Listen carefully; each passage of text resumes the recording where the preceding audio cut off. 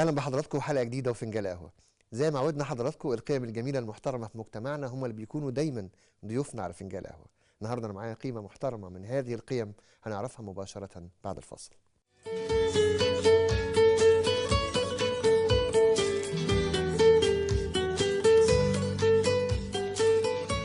الدكتورة إنجي فايد، دكتوراه في علم الآثار، فن مقارن عمارة ونحت، الآثار والفنون اليونانية وآثار فنون الشرق الأدنى القديم من جامعة الإسكندرية بتقدير امتياز، وماجستير في علم الآثار فن مقارن فنون كبرى وصغرى عن الآثار المصرية والآثار اليونانية والرومانية من جامعة الإسكندرية بتقدير امتياز مع مرتبة الشرف، بالإضافة لحصولها على عدة دراسات منها دورة الأمن القومي والاستراتيجية من أكاديمية ناصر العسكرية، وشهادة الترجمة في القانون من الجامعة الأمريكية، وتقلدت عدة مناصب منها خبير دولي للتنمية الثقافية والتسويق الثقافي ومدير التنمية الثقافية ل 54 متحف، تضع خطة وبرامج نشر الثقافة الأثرية للكبار والأطفال، وعضو في لجنة المتحف المصري الكبير لشؤون التنمية الثقافية للكبار والصغار وغيرها، فضلا إلى أنها مسؤولة عن إعداد وتطوير وتنمية وتنفيذ منهج تربوي للأطفال بمدارس الأطفال بالمتاحف وتصميم برامج تعليمية بكافة المتاحف للأطفال وذوي الاحتياجات الخاصة.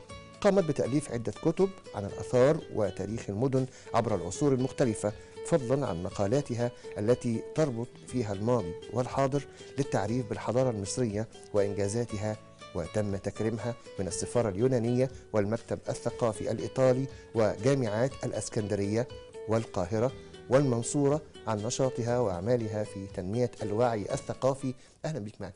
أهلا بيك، منورة الدنيا دكتورة إنجي.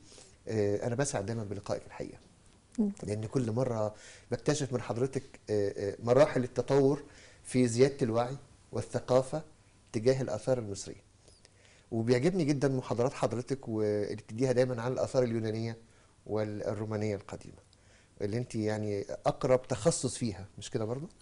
مظبوط كده. تمام. المتحف الكبير وحضرتك دلوقتي يعني عضوة فيه في إدارة مجلس إدارته، ويبقى يعني انت مسؤولة عن تطوير لا، ده كان وتنمية سابقا. ودلوقتي؟ لا، انا دلوقتي بعمل نشاط اجتماعي، واللي هو برضو نشر ثقافة، بس حاجة معا لحماية الأسرة المصرية وفايدة للجميع، وبقالها 4 سنين، وساهمت ان احنا بنحاول نعدل قوانين الأسرة، والحمد لله نجحنا. وكانت مؤخرا الإنجازات بتاعتنا يعني اللي احنا طالبنا بيها على مدى 4 سنين قبلت بالاستماع، وخرج السيد الرئيس وكان بيطالب برضو بالتعديل، وأدرك فيها عدة من ما اللي احنا نادينا بيه. ايه الخطوات المتخذة حاليا لتعميق الثقافة والوعي لدى الأطفال وذوي الاحتياجات الخاصة؟ هم قائمين على برامج متعددة، ودخل فيها التكنولوجيا الحديثة، وعاملين ان ممكن الأطفال ان هم يدخلوا عن طريق برامج بالكمبيوتر، يتفرجوا على المتاحف، يعملوا لقاءات من الزمن القديم. ففي تنوع دلوقتي للأطفال وفي مشاركات. ده لجانب ان انا برضو شاهدت في الوقت الحالي يمكن برنامج حلو جدا بشكر التلفزيون المصري عليه، يحيى والكنوز، وده متخصص الأطفال، وأنا بنتي صغيرة كانت بتتفرج عليه، وبيتكلم عن الحضارة المصرية القديمة، وده زي ما بتقول عودة حميدة للتلفزيون، ولأن الأطفال بدأوا يتلموا عليه، فكل ده بيساهم في نشر الثقافة. اللي أنا بعمله إن مع مجموعة من الزملاء برضو كده قائمين عشان نطلع نعمل موسوعة خاصة للأطفال، بتربط برضو عن طريق الحكايات وفن الكاريكاتير المصري. هيتعمل مجلد أو موسوعة لنشر المعلومات عن الحضارة المصرية وعلاقتها بالحضارات القديمة، سواء الحضارة اليونانية أو الرومانية أو حضارة الشرق الأدنى القديم الفارسية. لكن ما حدش بيتطرق على العلوم المصرية اللي انتشرت في العالم واللي تم أخذها من المعابد المصريه والبرديات زمان. ويمكن ده ظهر لما ايلون ماسك اتكلم عن معبد دندره تحديدا، وعن اهميه العلوم الموجوده فيه وخطوره العلوم الموجوده فيه. ما زال العالم مذهول، يعني بيقف. خد بالك بناء الهرم ده مش عملية سهلة جدا أبدا، يعني وده يعد من معجزات، وهيفضل هو ده شاغل بال ناس كتيرة. ما اللي مكتوب، ما وصل إليه المصري القديم من معرفة لفن، معرفة للعلم الفلك، معرفة للجراحات، معرفة للطب، وازاي ان عندهم جراحة وبتر رجل وبتر ايد وعلاج، وازاي عندهم طب الاسنان، ازاي عندهم الولادة. في حاجات كتيرة جدا منقوشة على المعابد اللي موجودة في الأقصر، وفي مقابر كتيرة جدا على الجدران. ما زال هم منبهرين كيف من 7000 سنة قبل الميلاد، وما كانش فيه التكنولوجيا الحديثة دي، ازاي عرفوا يعملوا كل ده. مش الهرم بس اللي معجزة، يعني معبد حتشبسوت، معبد محفور في وسط الحجر بتدريجة، نوعية الفن اللي وصل إليها. يعني مقبرة توت عنخ آمون واكتشاف توت عنخ آمون كان يعد ثورة كبيرة جدا، هي اللي عملت فن حاجة حديثة اسمها فن الارت ديكو، يعني الحديث. هو اللي رسم الخطوط بتاعة الفنون دي، هم اللي خدوها من مقبرة توت عنخ آمون، من شكل المعابد، من شكل الأعمدة المصرية. فالحقيقة الفن المصري القديم والعلوم اللي وصل إليها هي ما زالت ليهم هم علامات استفهام. متخصصة في المقارنة ما بين الفنون أو الآثار الفرعونية والرومانية واليونانية. لا يعني الفن المقارن ما بين فنونهم. بس اصلا يعني استهواني اكتر الحضاره المصريه. يعني انا خريجه يوناني وروماني، اوكي، لان ما كانش فيه في جامعه اسكندريه ويمكن ما زال حاجه اسمها اثار مصري في تاريخ، لكن احنا اثار. فدرست الاثار اليوناني والروماني. لما جيت اعمل دراسه الماجستير، الحقيقه استاذي هو اللي اختار لي الموضوع، وانا استهويته جدا، حبيته. حبيت لان مهما الواحد درس حضاره يوناني وروماني جميله، لكن ملهاش علاقه بيا، مش قادره احسها، مش قادره المسها. فكانت دراسه الحضاره المصريه بالنسبه لي والاثار المصري وربطها باليوناني والروماني، هو ده كان الهدف الأساسي. الربط بيكون في إيه؟ إني بثبت إن الحضارة المصرية هي اللي أثرت على الحضارات القديمة. هو ده أساس الدراسة. ان كتير قوي بيقول لك ان مثلا القرش وحاجات نظريات كتيرة جدا اصلها يوناني وروماني، لكن انا اثبت بالدليل العلمي ان هو اصلها مصري. يعني مثلا الربط الاحجار ببعض، ان كان اليونان بيقولوا ان احنا اللي اكتشفنا ان الربط عن طريق المعادن حاجه كده بتتربط بيها الاحجار. فانا قلت لا، دي موجوده من ايام الفراعنه، من 3000، من قبل الحضاره اليونانيه والرومانيه بالدليل العلمي، ودي موجوده واثبتها في الدراسات بتاعتي بالدليل. اثبت حاجات نظريات كتيره جدا. الاهرامات هم عندهم مقابر تشبه مقابر الهرميه بتاعتنا، فهم بالنسبه لهم ده حدث. فانت بتقول لا، الحدث ده جاي من خلال دخول الاسكندر عندنا، وان هو شاف الاهرامات وانتشرت بعد كده. في حاجات كتيره جدا أخدها الحضارة اليونانية والرومانية لكن أصلها مصري. والعجيب الأكتر إن في رسالة الدكتوراه أثبتت إن الحضارة، لأن إحنا بنتكلم على أقدم حضارات في العالم، الحضارة الفارسية اللي هي موجودة في إيران في ال3 عواصم عندهم. لما تروح ولما تشوف دراساتهم تجد إن هم واخدين من الحضارة المصرية القديمة برضو كتير. فعندهم القرص المجنح موجود في المعابد اللي تخصهم. هم جم عندنا هنا واحتلوا فترة من الوقت، لكن خدوا الفنانين المصريين علشان يقيموا لهم معابد ويقيموا لهم فن من كتر إعجابهم بينا. قعدوا فترة ما عرفوش يأثروا فينا، احنا اللي أثرنا فيهم. حتى على المعابد بتاعتهم طريقة الفن أو الرسم أو بدايات الرسم عندنا بتبقى تصاعدية وتيجي تنزل تاني ديسندنج كده تنازلية. هم نفذوها في المعابد عندهم. هتلاقي كتير من الملوك الفارسيين بيتقلدوا نفس الشكل التاج المصري القديم اللي كان بيظهر عند توت عنخ آمون. بتلاقيهم ماسكين زهرة اللوتس، وزهرة اللوتس ماسكها ملك فارسي.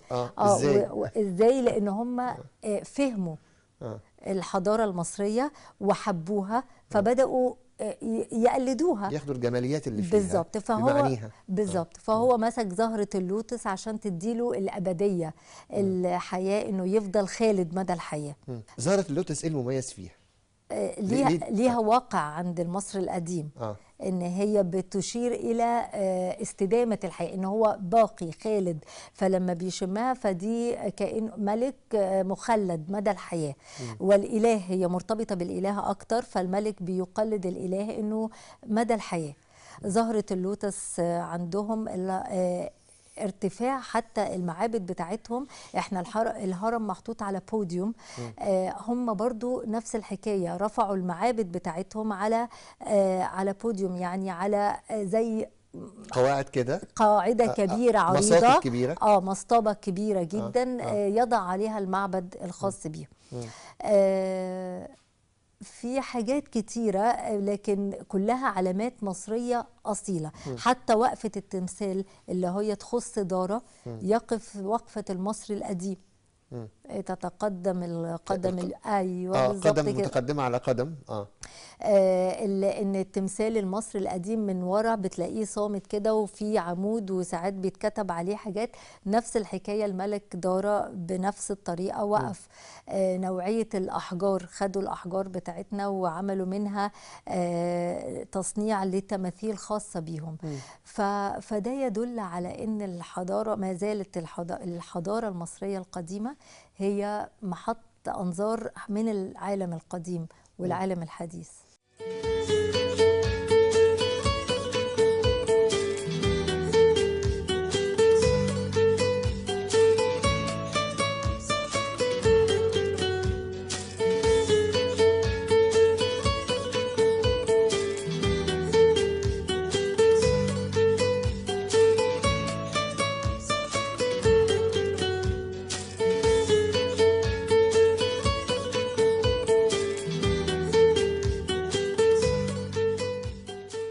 محدش فكر ولا حد عرف لغايه دلوقتي ازاي تمثال خفرع الموجود في المتحف، اللي هو من حجر، من نوع من الاحجار اللي هو يعد تاني اصلب حجر موجود على وجه الارض بعد الماس. يعني ده عشان يتعمل لازم يتقطع على بليزر عالي القوه. بالظبط. صح كده يا فندم؟ او واتعمل بدقه متناهيه. بالظبط. حتى الان مش عارفين يتعمل ازاي. لا عارفين بيتعمل ازاي. طبعا اكيد ما اتنحت بالماس يعني. لا لكن ده هم اتنحت زي ما اتنحتت كل التماثيل اللي من نفسيتنا والحجاره نفس بالظبط. هم عندهم قدره. اول يعني الوقت كان بالنسبه لهم افضل، وهم كرسوا جهدهم كله في العمل ده. فلما يتنحت تمثال او تترسم على المقابر، هو في مقابر في الوقت الحالي الوانها باقيه. لا طيب وتفاصيل الحياة اليومية محطوطة، احنا ما عرفناهاش من زي ما بيقولوا كده من الخيال او من كتابات على البردي. لا، دي كل ما كتب في المقابر بينشر علميا، وبالتالي بيتم استنتاج في بحث علمي، وبتتعرف على تاريخ مصر القديمة. ما حصلش في حتة تانية، لم يتواجد. دكتورة، رصتي ده في مؤلفاتك، في كتب ليكي؟ ايه هي مؤلفاتك؟ هم أقوى حاجتين أنا قريبة لقلبي، كان اللي هو مصر وأقاليمها في الفن اليوناني والروماني، والتاني مصر في الحضارة الفارسية. في بقى حاجات عملتها عن الجيزة عبر العصور، اللي هي قصة الجيزة من بدايتها حتى العصر الحديث. الجيزة عبر العصور، سينا عبر العصور، الأقصر عبر العصور، الأسكندرية عبر العصور. النشر او الطباعه الورقيه دلوقتي بتكون مجديه بالنسبه للمؤلف؟ لا، انا بحاول دلوقتي ان انا اعملها حتى تبقى موجوده اونلاين. يعني انا بحب الكتاب واقرا في كتاب اكتر من ان انا افتح الموبايل او الايباد اقرا من خلاله. شخصيا، يعني انا شخصيا بحب اقرا من خلال كتاب، ومراجع كتيره جدا لما تيجي ترجع لها ما تقدرش تتوفر عن طريق الكتاب، فبتدخل اونلاين عن طريق جامعات اجنبيه وبتنزل الكتاب اللي انت عايزه. لانك مش زي زمان، يعني في دراسه الدكتوراه دخلت عن طريق جامعات دوليه، مش الويب سايت، مش اونلاين، يعني علشان تقدر تدخل للمصادر وتنزل المصدر وبالتالي تقرا. لكن الكتاب الورقي طبعا ما بقاش زيه زي زمان. بيكون اكثر انتشارا لما يكون على الانترنت. طبعا. طيب طبعا. الكتب النوعيه دي بتستهدف مين؟ المهتمين بهذا العلم فقط، ولا ممكن تكون تتوجه للعامة عشان ترفع وعيهم وثقافتهم؟ شوف، الكتب اللي هي كانت الجيزة واسكندرية كل ده معمول للعامة، يعني بشكل بسيط، بشكل ان انت وانت جاي تزور الجيزة ولا جاي تزور اسكندرية او الاقصر او سينا، لو قريت الكتاب تقدر تعرف كل تاريخها بشكل بسيط، وصور فيه كبيرة وحلوة، فبسيطة، ما هياش علمية، ما هياش علمية بحتة. يعني ما فيهاش التفاصيل والاكسبريشن العلمية اللي احنا بنتداولها كأثريين، فتكون صعبة على الشخص العادي انه لو قراها ما يبقاش عارفها. بس فيها جزء من العمق اللي هو بيحب يتعمق اكتر في حاجات أثرية بيجد فيها ده. ايه مبادرة الحفاظ على الأسرة المصرية؟ اللي هي معا لحماية الأسرة المصرية. معا دي ابتديناها من 4 سنين. الحمد لله مبادرة وتحت رعاية يعني هي السيد الرئيس نادى لحماية الأسرة المصرية، ومن خلال هذه المناداة احنا كمجتمع مدني قمنا بعمل هذه المبادرة. والحمد لله نجحنا فيها. هي كانت بتطالب بتعديل مجموعة من القوانين اللي هي جرى عليها الزمن زي ما بيقولوا، ولا تتناسب مع الوقت الحالي. وكان في مقدمتها قانون طالبنا به جديد، وهو حق الكد والسعاية، بس مش عايزة أفخم الكلام بزيادة وأخليه بسيط. وهو حق المرأة في المال المتكون خلال فترة الزواج. لأن هي ساعات برضو الحياة والمجتمع اختلفت مقدراته كتير جدا. في سيدات كتيرة بتطلق مثلا بعد 20 أو 25 سنة، وبينتهي بيها الأمر إن هي ما بيكونش ليها أي حقوق، حقوقها غير نفقة متعة، في حين إن الدين بيديها حقوق. فعملت كان ده بحث قريته، ولما قريته لجأت ليه دكتور عبد الله مبروك النجار. عبد الله النجار ده من احد الناس اللي كانوا قدموا البحث ده بره، وبعدين من خلال دكتور حسام لطفي وهو القانوني اللي بيمثل المبادرة.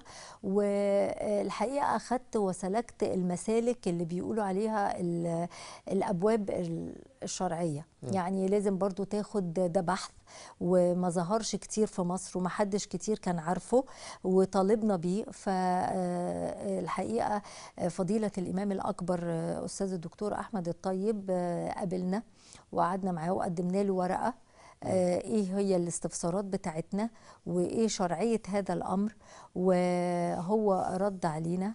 وبعد باتفاق من مجمع البحوث الفقهية الإسلامية المصرية بأن فعلا للمرأة حق في أن تأخذ نصيب من المال المتكون خلال فترة الزواج عند الطلاق. ما تعملش بيها مسلسل بقوة تحت الوصاية مثلا؟ تحت الوصاية ده مسلسل يعني يوجع القلب. لأن احنا برضو طالبنا، مؤثر بالتأكيد. لأن احنا كنا نادينا في جزء منه، وهو حق المطلقة والأرملة في المال المتكون بعد يعني خلال فترة الزواج. فأجازوا للمطلقة ولم يجيزوا للأرملة، وما زلنا في برضو في سجال لأن الأرملة طبعا القانون اللي هم بيطبق في الوقت الحالي ده قانون مدني، يعني ملوش علاقة بالدين، ملوش علاقة بالشرع. ليه الأم ما تتولاش هي الوصاية على أولادها؟ ليه الأم؟ لأن ده حقيقي، الفيلم يعني مسلسل ده حقيقي، وأعتقد إن هو مش هيقف عند هذا الحد. وأعتقد إن اللجنة المشكلة لتعديل القوانين هي بتنظر في جملة كبيرة جدا. حق المطلقة بعد 20 سنة بدل ما تترمى في الشارع ليها حق في المال المكتسب مع الزوج، بما يقرره الشرع وبما ما يقرره النخبة اللي بتقوم على تعديل القوانين. والرئيس قال ده ونزل في الجريدة الرسمية، وجه ودعا بأن لابد من النظر في هذا الأمر. في التأمين، وثيقة تأمين، ووثيقة التأمين دي بتحمي طبقة، برضو مش كل الطبقات، الطبقة العليا، في طبقة متوسطة وطبقة بسيطة. فوثيقة التأمين دي اللي احنا برضو كمبادرة معا لحماية الأسرة المصرية نادينا بيها، بتحمي ان المطلقة اللي هي من الطبقة البسيطة ومن الطبقة المتوسطة والأقل من المتوسطة، والحمد لله تم الأخذ بيها. برضو طالبنا بتعديل القانون الرؤية، ان برضو من حق الأب ان هو يرى ويتعايش مع أولاده بصفة طبيعية، لأن لما بيحصل خلاف ما بين الأب والأم أو الزوجة والزوجة، اللي بيضيع في الوسط هم الأطفال. وبيفضل الست يا اما تاخد الاطفال ذراع بان هي بتحارب بقوه القانون او بشكل على او انت باخر، مش هتشوف ولادك وتفضل تشحنهم وتحقن يعني كده جواهم، وده مش مفروض يكون. يعني انتوا اختلفتوا وافترقتوا، فالولاد دول ليهم حق على الطرفين. تفتكري الاسره اللي كانت بتخرج اباء وامهات على أخلاق حميدة وتربية، الحقيقة يعني أعتقد لو كان حسن المعشر ما بين الزوج والزوجة، وكانوا هم الزوج والزوجة أصلا تم تربيتهم بصورة يعني جميلة وحميدة، ممكن تؤدي للنتائج اللي احنا بنشوفها دي؟ ما افتكرش. لا ما افتكرش. وانا هقول لك حاجه، يعني من اجمل الحاجات، بما اننا اتكلمنا كمان عن الاعلام والتلفزيون وتحت الوصايه، هم كانوا مسلسلين انا شخصيا اتفرجت عليهم. رسالة الإمام، بس مش بتاعت خالد النبوي. رسالة الإمام، البرنامج اللي كان بيقدمه الإمام الأكبر أحمد الطيب، اللي كان مدته بالظبط 10 دقائق أو 15 دقيقة، وكانت عبارة عن رسائل كلها مركزة في مواضيع الجواز، الطلاق، حسن المعشر، كيفية التعامل الزوج مع الزوجة، الزوجة مع الزوج، كيفية معاملة الأولاد. 30 حلقة جميلة جدا، جميلة جدا. دي تهذيب لكل حد، لكل حد. المسلسل التاني اللي كان جميل برضو وكان فيه رسالة قوية كان رسالة الإمام، وفيه برضو رسائل ضمنية كثيرة جدا. فدي عودة للتلفزيون المصري ان هو بيقدم حاجات جميلة. دكتورة إنجي، أنا سعيد جدا بحضرتك، يعني أنا الحقيقة لا لازم عجبني جدا ثقافتك الجميلة قوي، عجبني قوي وعيك في اتجاهات مختلفة، عجبني جدا إنك دكتورة في الآثار، واخدة وفي فنون الآثار بوجه عام، وبتتكلمي عن تاريخ المصري القديم بمنتهى العمق، وبتتكلمي عن الحضارة المصرية الحالية. انا كنت عايزه اقول لك العمق والثقافه الحقيقيه. هقول لك انا عارف خريجه اثار طبعا. اصل الموضوع اللي انا بديته في معهد لحمايه الاسره المصريه موجود في الحضاره المصريه القديمه. يعني معامله الزوج لزوجته وقانون الكد والسعايه او حق الكد والسعايه هو اصلا موجود في الحضاره المصريه القديمه، موجود زي ما ورد في الشريعه الاسلاميه. يعني ورد القواعد واحده وعلى البردي وفي قسيمه الجواز، وبينص عليها وبيلتزم بانه ينفذها عند الطلاق.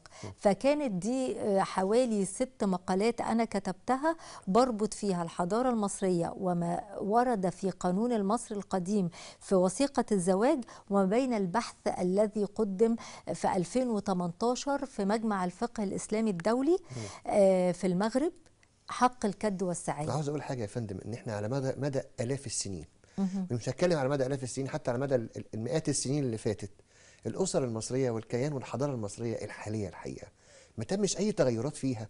يعني احنا اسره بنطلع باسر متربيين على كل قواعد الخير والحب والجمال وبنتعلمها، واحنا بنستقيها، والاخلاقيات اللي طلعت بيها اي اسره مصريه احنا عارفينها. ما حصلش التغير ده الا بعد دخول الانترنت والغزو الثقافي ومحاوله التلاعب في الهويه والشخصيه المصريه بشكل او باخر. ده حقيقي. ويعني اتصور ان وجود عظماء زي حضرتك ومقاتلات ومقاتلين الحقيقه فعلا، الحقيقه مش هزار، انت بتعملي على دايما رفع الوعي وعلى نشر الثقافه بوجه عام لاصول التعامل واصول بناء شخصيه المواطن المصري الاصيل الحقيقه اللي هو اصله من آلاف السنين. ايوه ده مهم، ده مهم جدا، لان احنا اولادنا بيتاثروا بحاجات كتيره جدا، فانت في حرب مستمره لابد من ان احنا يعني ربنا يا رب يوفقنا. اوكي دكتوره انجي فايد، انا سعدت جدا بحضرتك، والحقيقه يمكن مش عاوز اقول يعني عالمه اثار وعالمه علوم اجتماعيه في المقام الاول، لا عالمه، مش لا والله دي واحنا صغيرين، لا بالعكس، احنا دكاتره كبار ويعني وبندي محاضرات، واللي بيدي محاضر ما يبقاش باحث، بيبقى بينقل علم ليه للاخرين، وبالتالي بيكون يعني متخصص انا احب وخبير. جدا كلمه باحثه، لان الانسان يفضل يبحث في العلم، ومهما الواحد يعني وصل لاي حاجه وحاضر هو ناتج عن البحث العلمي السليم. شرفتينا ونورتينا، ارجوك استمري، ارجوك استمري يا رب ان شاء الله. شكرا ليك وعلى لقائك. مشاهدينا، اظن قيمه عظيمه الحقيقه من القيم المصريه الجميله كانت معانا النهارده في حلقتنا على فنجان قهوه. انا بشكركم لحسن المتابعه، ارجوكم دائما ابقوا معنا. شكرا لكم، كان معكم احمد عبد العظيم.